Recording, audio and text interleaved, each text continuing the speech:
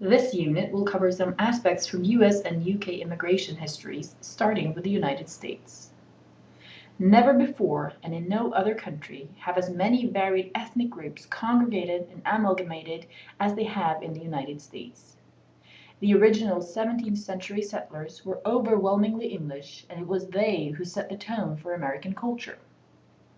In spite of its English Protestant orientation, the New World was also characterized by ethnic diversity.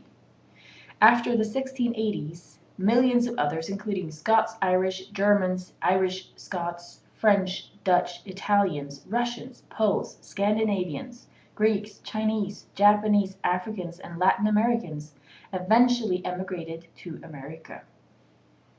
The history of immigration to America is generally divided into several waves. For this course, we will focus on the experiences of a few select immigrant groups: Irish Americans, Muslim Americans, and Chinese Americans. Timothy J. Meagher states that, quote, "The first Irishmen came to America in 1584 as part of Sir Walter Raleigh's ill-fated expedition to the Outer Banks of North Carolina. The last Irish man or woman has not yet arrived, and may never come, because few things have been as constant in the histories of Ireland and America as Irish immigration to the United States." Unquote. As Meagher notes, approximately 7 million Irish immigrated to North America between the early 17th century and the end of the 20th century, and the majority settled in the U.S. Even though there was an early Irish presence in America, Irish immigration is generally considered to be large-scale for the first time during the second wave from 1820 to 1890. The Irish constituted one of the major groups of newcomers in this period, and they are thus referred to as Old Immigrants. Meagher observes that from the 1820s to the 1920s alone, about 5 million Irish entered the United States. But Irish immigration was far from limited to this period alone, with high figures still present, such as in the 1980s, when some estimates suggest that as many as 100,000 illegal Irish settled in the United States. Economic difficulties in Ireland were the main push factor for migrants, with the potato famine a notable example. See Panayi. The availability of work in industry and agriculture in the U.S., as well as the Homestead Act of 1862, provided central pull factors for Irish immigration. Additionally, the U.S. was perceived as a land of equality, political and religious freedom, and democratic participation, which was attractive for the Irish, who experienced oppression under British rule. Other factors in Irish migration were American letters, kinship networks, and chain migration. Another characteristic of Irish immigration to the U.S. was the distinctive gender roles. In the 19th and 20th centuries, Irish immigrants to America included a far higher proportion of single women than any other groups migrating to this country. This was largely a post-famine phenomenon. In the colonial era, the vast majority of migrants were single men or men and women as parts of families. Even in the pre-famine period, when most of the migrants were single, most were men. During the famine, the proportion of migrants fleeing as part of families increased significantly. After the famine, most migrants were once again single people. At this point, the proportion of single women among Irish migrants began to rise. By the 1870s, women began to outnumber men among Irish migrants in many years, and the proportions remained roughly even through the early 20th century. This was unique compared to other immigrant groups. According to Janet Nolan, the reason why there were so many women among Irish migrants was that, quote, "women left Ireland to regain something of the status and freedom that they had enjoyed in the pre-famine era, and were losing or had lost in the economic and social changes that followed the famine. More specifically, the trend from tillage to pasture and complementary trends from earlier to later marriage increasingly constricted women's economic roles and limited their social freedom." Unquote. In pre-famine Ireland, women contributed to the household by spinning yarn and worked in the fields with men. Nolan argues that, quote, "female immigrants between 1885 and 1920 sought to regain their pre-famine status as wives and economic partners within the family. something they could no longer do in the changed world of post-famine Irish life. The legions of young women leaving rural Ireland in the late 19th and early 20th centuries were discarding their newly subservient and marginal positions in their home communities, not their traditional expectations. Due to the unique gender patterns of Irish immigration, their experiences were also different from other groups. In order to find jobs and housing, many Irish women became domestic servants. According to Hasia Diner, quote, domestic work offered Irish women many advantages, high pay, secure work, and ample openings, unquote. On the other hand, Kevin Kenny points out that, quote, it is surely important not to romanticize domestic service and remember ultimately that it is based on domination and subordination, unquote. In other words, becoming a domestic servant appeared to be the best of difficult choices for many Irish women upon arrival in the US. According to Meagher, Irish women were fiercely independent, upwardly mobile, committed to education and self-improvement, battlers for the interests of working women, and fighters for the cause of the homeland, but strangely passive or even hostile to the cause of their own right to vote or other rights of women. Still, immigrant women from Ireland tended to marry later than other American women, illustrating their independence. There were numerous factors that contributed to this tendency to marry later or not at all, such as experiences related to the famine, and the fact that marriage quickly brought with it the burden of a growing and hungry family. This argument, coupled with the fact that upon marrying, an Irish woman ended her life as a worker, as an earner of income, meant that late marriage or non-marriage continued to make economic sense to Irish women. High incidences of violence in Irish homes and Catholic views on divorce may have further contributed to this tendency to postpone or avoid marriage for many Irish women. According to the 2000 census, more than 35 million Americans identify themselves as being of Irish ancestry, which, according to Meagher, is more than any other ethnic group except German Americans. 2010 census figures have been released since then, but the census form no longer asks questions about ancestry, making up-to-date figures more difficult to obtain.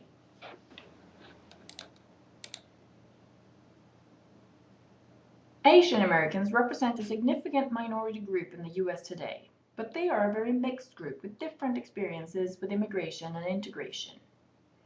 The most significant large-scale Asian immigration occurred during the fourth wave after the 1965 Immigration Act. But there were also substantial Asian newcomers arriving at American shores well before that. For the purposes of this course, we will focus on the experiences of the Chinese. Most Chinese newcomers emigrated to the US in the 19th century. In other words, the majority of Chinese Americans are descendants from old immigrants, just like the Irish. In particular, the discovery of gold in California in 1849 had a great impact on immigration from China to the US. According to Dinerstein et al., news of the strike reached China by way of American merchant ships, and the prospect of finding gold resonated with the people of Taishan. Taishan, about 150 miles northwest of Hong Kong, was a depressed agricultural province in the 19th century. Its agricultural output could feed its population for only about one-third of the year, and floods and typhoons frequently devastated the community. As a result, many Taishanese moved into commercial activities and came in contact with Westerners in Hong Kong and Canton, the two major cities closest to their province. As Dinerstein et al. Explained, the Taishanese were therefore receptive to the opportunity for enrichment in the United States, and a number of the more adventurous males made the long journey. Only a few women accompanied them. Perhaps half of these young men left their wives and families behind, and a good number returned home after a period of years in the United States working in the mines or on the railroads. The Chinese arrived and settled on the West Coast, and in addition to working on the railroads or in the mines, the Chinese were forced to take menial jobs shunned by whites on farms and in domestic service. The Chinese also opened restaurants and laundries, and by 1884 they made up half of California's agricultural workers.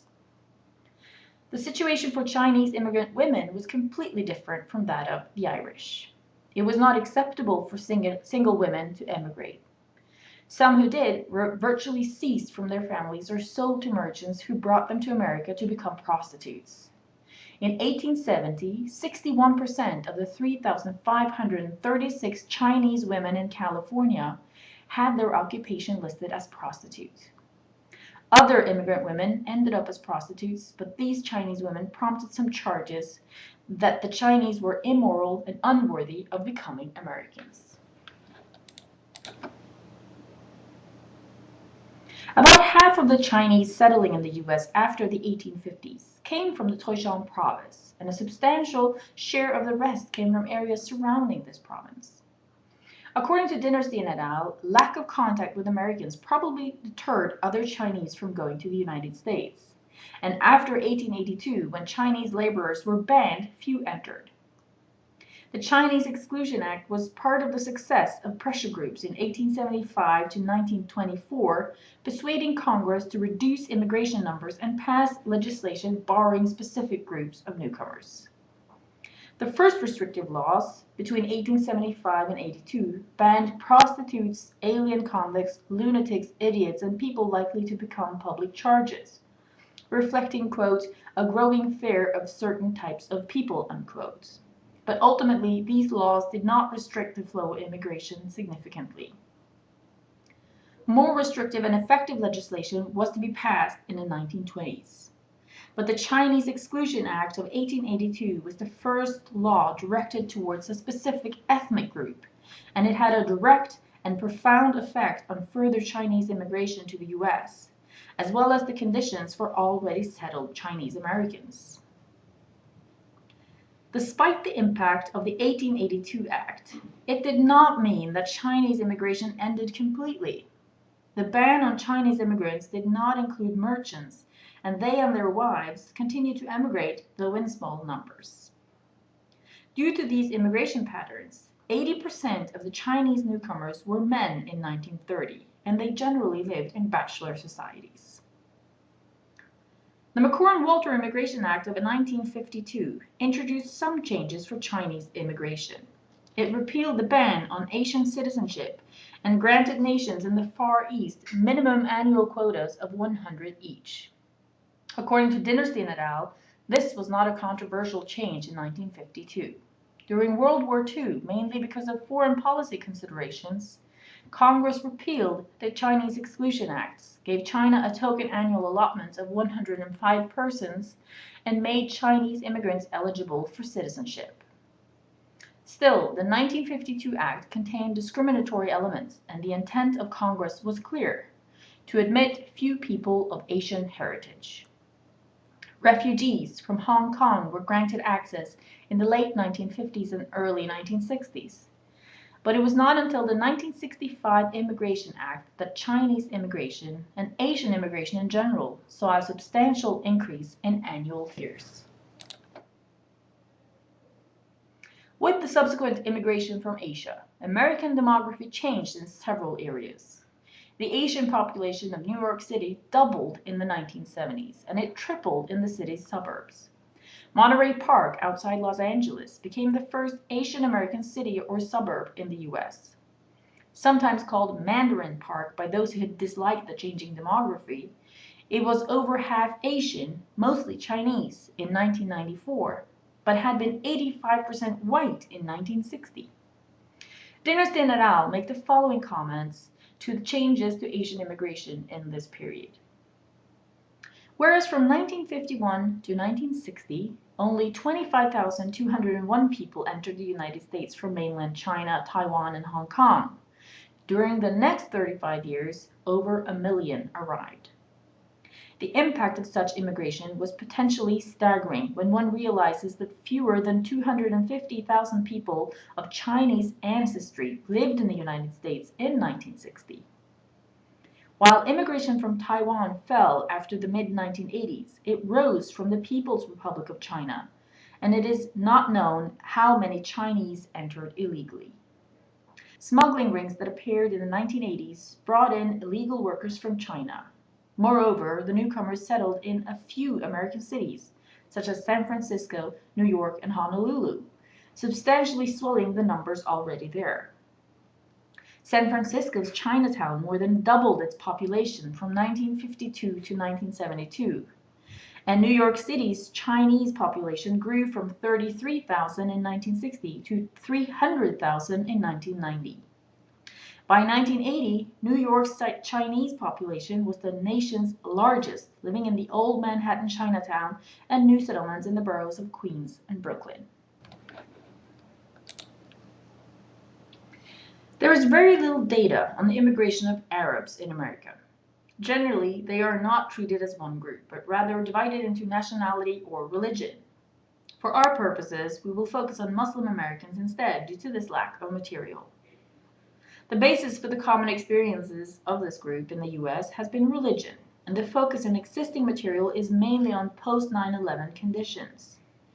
However, it is paramount that the composite nature of this group is kept in mind. Muslim Americans are more diverse than any other religious group in the US, and as such, this label can be vastly misleading.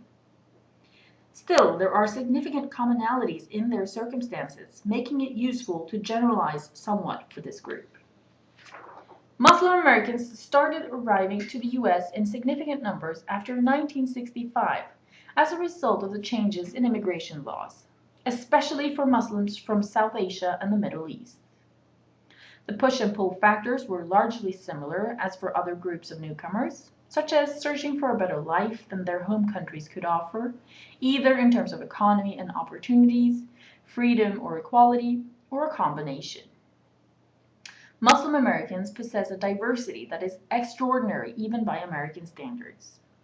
In sharp contrast to other immigrant groups, Muslim Americans cannot be defined by race or nationality. In this sense, they more closely resemble the Hispanic Americans whose origins lie in Spain, the many nations of Latin America, and the islands of the Caribbean.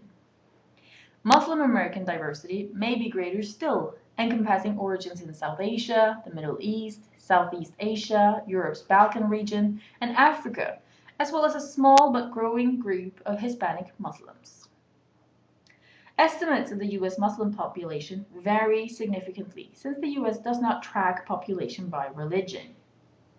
According to figures by the US State Department, figures vary from 2 million to 7 million or more, and of that number, 34% are of Pakistani or South Asian origin, 25% are African Americans, and 26% are of Arab origins, illustrating the diversity within this group. In other words, the Muslim American saga is not just one of immigration and Americanization, but part of one of the most powerful themes in American history, namely the struggle for racial equality. Throughout the US, both in urban and rural areas, there are mosques and Muslim social and cultural institutions. The first Islamic history museum in the US, the International Museum of Muslim Culture, is located in Jackson, Mississippi, and the largest Arab American population is found in Dearborn, Michigan. Significant numbers of Muslims from South Asia and Africa live in New York, New Jersey, and Minnesota, and the largest Iranian American population lives in Southern California. Yet, even these ethnic communities are hardly monolithic. Many of the Arabs living in Dearborn and elsewhere are Christian, not Muslim, and a number of Iranian Americans living in Los Angeles are Jewish. This illustrates the challenge in describing and analyzing the Arab or Muslim American experience.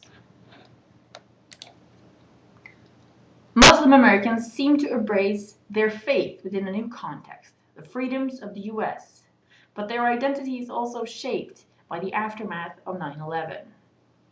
Quote, even as surveys by the Pew Research Center and others show that Muslim Americans are better educated and more prosperous than the average, the terrorist attacks, planned and executed by non-Americans, raised suspicions among other Americans whose immediate responses, racial profiling among them, triggered in turn a measure of Muslim American alienation. Sadly, suspicions of this kind are not uncommon in the United States or in other nations, during wartime or when outside attack is feared. But 2008, the time of writing, is not 2002, when fears and suspicions were at their height. Context is also important. Every significant immigrant group has in the United States faced and overcome a degree of discrimination and resentment." Unquote. Let's now move on to British immigration history.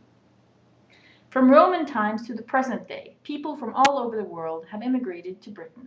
They have traveled to Britain to escape war and famine, or simply to find a new life for themselves. After the end of the British Empire, this trend became even greater.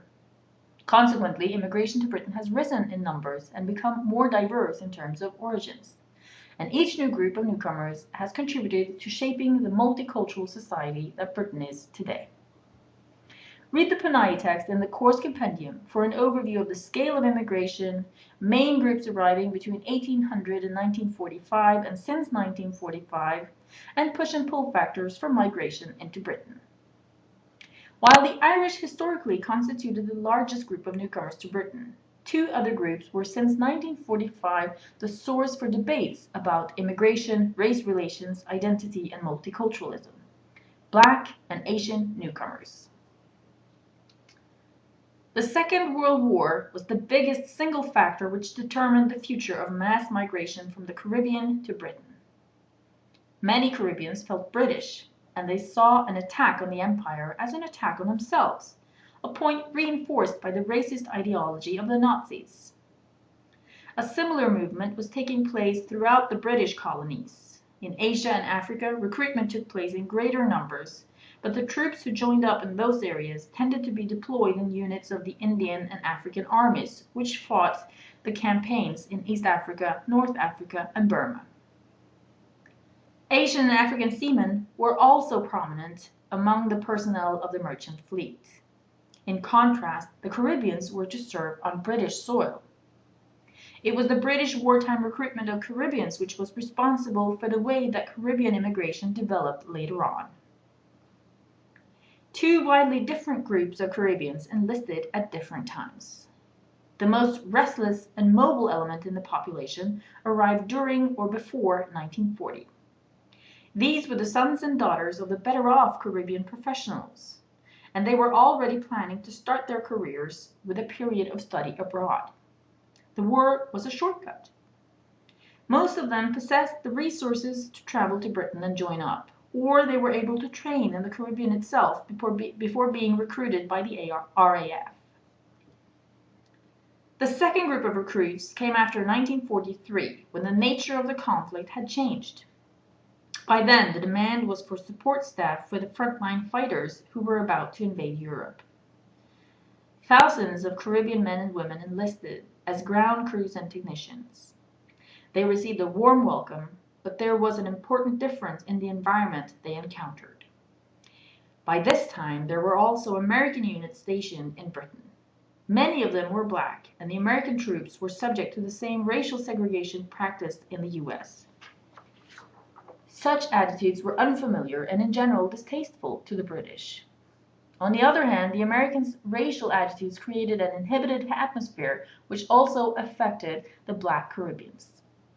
So the experience of this second group was much more narrow, and the social activities of many male recruits were mostly limited to the military camps and the communities around them. After the end of the war, British attitudes towards Caribbean servicemen and women changed noticeably. The RAF officers among them were relatively unaffected. Few of them had any intention of remaining in Britain. Many were anti-colonial activists, and they intended to join the growing clamor for political independence in Africa and the Caribbean. Most of them took up studies they had temporarily abandoned or went back to jobs in the colonial administration. Most of the servicemen and women, especially those who had emerged from a rural background or a tradition of self-employed handicrafts, had no stake in the difficult labor market of the Caribbean. They had new skills, and they were used to an environment in which those skills were valued. Many of them signed up for another term in the armed forces. Those who returned found themselves back in a colony with a high rate of unemployment and practically no opportunities for material advancement or social mobility. When the Windrush called at Kingston to pick up servicemen on leave, the passengers who joined them were eager to leave. Their experience of a different, more fulfilling way of life had already decided them, and other opportunities to get out would have come sooner or later. In that sense, it was the ripple effect of the war which set the migration of the Caribbeans to Britain in motion. If it had not been necessary to pick up the Caribbean servicemen, the Windrush would not have gone near Jamaica. Caribbean immigration would have been a mere trickle, as it had been before the war. If the return of the servicemen had not influenced the people around them, the attraction of the British labour market would have been much less powerful, and events in Britain over the next decade would have developed in very different ways. The MV Empire Windrush was a converted German troopship, one of a number of ships which were sailing the globe performing errands for the British armed forces. There was nothing special about it, except for the circumstances in which it found itself. At the time, communications between the Caribbean and Europe were difficult and irregular. There was no scheduled passenger transport, and travel between the two territories had to be via the US. In the spring of 1948, a couple of hundred West Indian servicemen, who had been home on leave, were waiting in Jamaica for transport to rejoin their units. The Windrush, homeward bound from Mexico, was the first suitable ship to be passing through the Caribbean. It was ordered to dock at Kingston and pick up the servicemen. There were already passengers on board, including a group of 60 Polish women, refugees who had joined the boat in Mexico. Even so, the Windrush had plenty of room to spare, and the availability of extra berths was advertised in Kingston. So the returning servicemen were joined by other veterans who had accepted demobilization at the end of the war and now intended to re-enlist. The rest of the passenger list consisted of restless, unemployed young men and a few women who saw the voyage as a unique opportunity to escape or simply as an adventure. Most of the passengers came from the same rural or semi-rural background as the returning servicemen, and many had borrowed or sold property to assemble the fare. The passengers on the Windrush arrived with the understanding that their skills and labor were needed in Britain. It is true that the British government ran a subsequent campaign to recruit Caribbean labor, but that did not take place until the early 1950s, and then it was targeted specifically at nursing and transport. There were also numerous other foreign workers arriving in Britain at the same time as the Windrush, such as from Poland and various other European countries. Between the end of the war and the start of 1950, the Ministry of Labor issued over 300,000 permits to foreign workers. Among this flood of people, the passengers on the Windrush were a drop in the ocean. After the Windrush voyage, Caribbean migration remained insignificant. Until 1951, the flow of migrants from the Caribbean in any one year remained less than 1,000. In that year, according to the census figures, there were less than 4,000 people born in the West Indies living in London, out of about 15,000 in the country as a whole. On the surface, the Windrush had been a temporary sensation, and, as far as most English people were aware, the West Indians had disappeared into the city centre slums, whose existence was ignored by the newspapers, except for the occasional expose about crime. But the migrants felt isolated and embittered by the racial discrimination they encountered at every turn. Living in Britain, in any case, required extensive adjustments.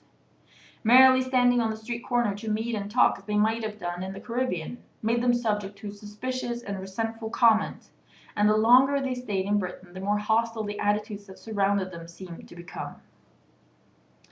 In 1952, the U.S. passed a new series of regulations, the McCurtain-Walter Act, which limited Caribbean immigration. Caribbean migrants subsequently turned to Britain, which had employment possibilities and where they were entitled as citizens of the UK and colonies to settle. Most Caribbean migration to Britain took place over the next 10 years, up to the introduction of the Commonwealth Immigrants Act of 1962. The numbers fluctuated according to how much work was available, but half the number of Caribbeans who would eventually come to Britain had arrived before 1960. Britain offered the possibility of steady work and advancement, which was unavailable in the colonial Caribbean. There was no such thing as a typical Caribbean migrant, but the general pattern of migration had recognizable characteristics. For instance, the largest numbers of migrants were from Jamaica, the island with the largest population, but substantial numbers came from Trinidad, Guyana, Barbados, and the Leeward and Windward Islands. They came mostly seeking work or adventure. They were skilled or semi-skilled workers, with an education which would allow them to qualify in new fields. The majority were male, a pattern which remained constant until after 1960. The jobs they filled came about as a result of their insertion into the lower end of the labor market. This had been left vacant by the movement of British workers involved in a reconversion of the wartime industry and, significantly, away from the cities. The places in which the migrants came to live were often dictated by their friendship or acquaintance with others who had already settled there. Trinidadians famously constituted a majority in Notting Hill and in High Wycombe. Vincentians predominated. Caribbeans were accustomed to meeting difficult conditions abroad, and although living in Britain was known to be tough, there were already Caribbeans in place who the migrants knew would help. Few, however, imagined just how tough it would be. Work was the issue in their minds, and they were mostly unprepared for the barriers they would face in what seemed to be a simple task, getting a roof over their heads.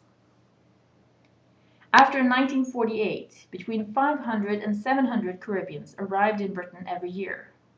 Between 1951 and 1953, this figure rose to over 2,000 a year. In 1954, 10,000 arrived, and in the next year the number was 27,000. Between 1955 and 1962, about 250,000 Caribbeans migrated to Britain. By the end of the 1960s, Caribbean immigration had more or less stopped. In the 2001 census, the Caribbean population in Britain had grown to over 560,000, less than 1% of the British population.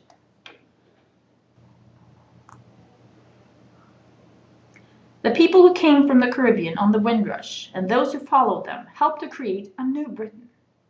On arrival, they moved into decaying inner cities, which had nearly all been declining since the 19th century. But their presence exposed the need to speed up the renovation and revitalization of these rundown areas. Ironically, the process of change has frequently been quickest and most complete in the districts where the migrants first settled: Islington, Camden Town, Clapham, and the center of cities like Nottingham and Birmingham, for example. The Notting Hill Carnival is another example of the changes which have taken place. Essentially a Trinidadian celebration, it began to express the feelings of people from all over the Caribbean, together with Africans and the white coalition which supported the Caribbeans in Notting Hill. Their participation transformed it into something very different from the festival which takes place in Trinidad. And nowadays there is no mistaking its British nature. The carnival spawned imitators all over the country, even in areas like Tunbridge Wells, where there were no Caribbeans, and it has begun to influence festivals as far afield as Germany and Holland. In the process, the carnival has come to symbolize a new British identity. Please read the selected chapters from Mike and Trevor Phillips' Windrush, The Irresistible Rise of Multiracial Britain, about the experiences of West Indians in Britain. Note also that there have been and are various African immigrants arriving in Britain and adding to the British black community, such as Somali newcomers since the 1990s. There have been people from the Indian subcontinent living in Britain since the 17th century, and in the 19th century many Asians came to work as servants, nannies, or sailors. But it was not until the 1950s that large-scale immigration from Asia to Britain really started, and it continued until the 1970s. In 1966, there were about 360,000 people, about 0.8% of the British population, in Britain who were of Indian or Pakistani origin. In the 2001 census, that figure had risen to over 2 million, about 4% of Britain's population.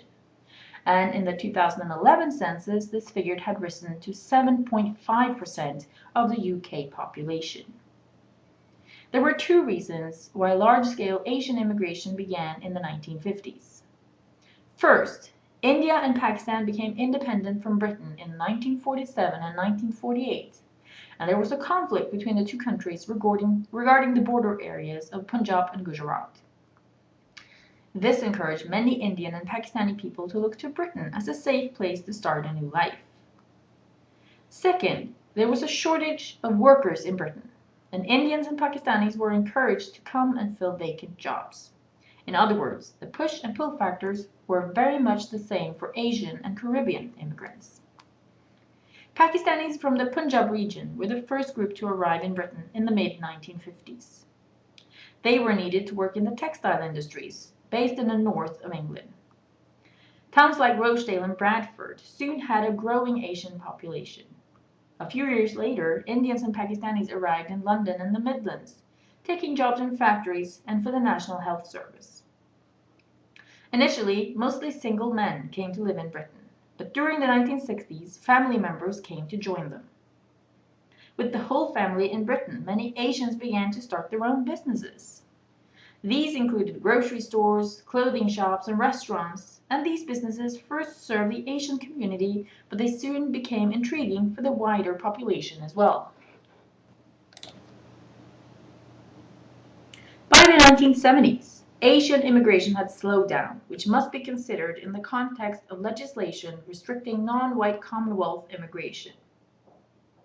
However, two events in the 1970s would produce high figures of Asian newcomers to Britain, helping to make the Asian community one of the largest and most important in Britain. The first event was the civil war between East and West Pakistan in 1971, ultimately leading to East Pakistan's independence as Bangladesh.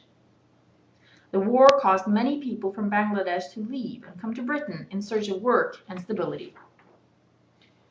Most of them came from the Sylhet region in Bangladesh, and they mainly settled in Whitechapel in East London, working in the clothing trade. The second event was the expulsion of Asians from Africa. In the 19th and early 20th centuries, many Asians had migrated to Africa, and by the end of the 1960s, some African rulers wanted to expel the Asian populations of their countries. In the late 1960s and early 1970s, Asians from Kenya began to arrive in Britain. In 1972, thousands of Asians living in Uganda were also expelled, and because they had British passports, many of them came to Britain and settled in the Midlands and the suburbs of North London. Ian R.G. Spencer explains, East African Asians were British subjects, in origin mainly from Gujarat, with significant minorities from Punjab and Goa, who had settled in Kenya, Uganda, and Tanganyika as merchants, traders, clerks, and artisans.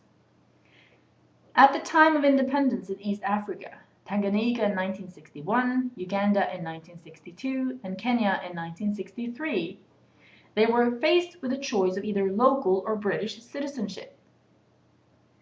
The significant portion who, unsure of the future under African majority rule, had chosen British citizenship were not subject to the requirements of the 1962 Act once their British passports after independence were issued by the British High Commissions in East Africa.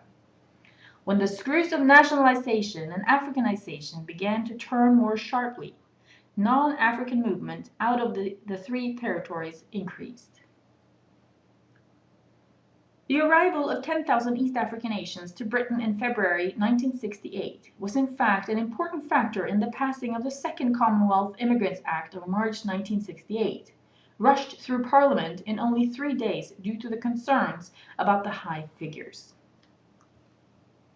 The expulsion of Asians in Uganda in 1972 was also significant for the Asian community in Britain, and as Spencer notes, Idi Amin's ejection of Uganda's Asian population at short notice created a very lively debate in Britain. The outcome of the British government's actions had a profound effect on the composition of Britain as a multicultural country. Though entitled under the 1968 Act to limit severely the entry of the large majority who were British passport holders, the British government under Edward Heath decided to accept responsibility for those it could not persuade other governments to take. Its energetic campaign to gain help from other governments resulted in about 23,000 Uganda Asians including many of the best qualified settling in other countries, particularly Canada, which arranged an airlift for the large number of Ismailis who decided to settle there in preference to the United Kingdom. Just under 29,000 Uganda Asians arrived in the United Kingdom, the majority of whom were people who held British passports issued by the colonial government in Uganda. The effect of the Ugandan expulsion added to the continuing movement of Asians from other East and Central African territories, and the migration of dependents of settlers from India, Pakistan, and Bangladesh gave the figures for Asian and Black immigration of 1972 a boost just before the impact of the Act of 1971 began to be felt. Immigration from China has also been a prominent part of Asian immigration to Britain. As early as Victorian times, 1837 to 1901, the first Chinatown in Britain was established in Limehouse in East London. Now, many British cities have their own Chinatown.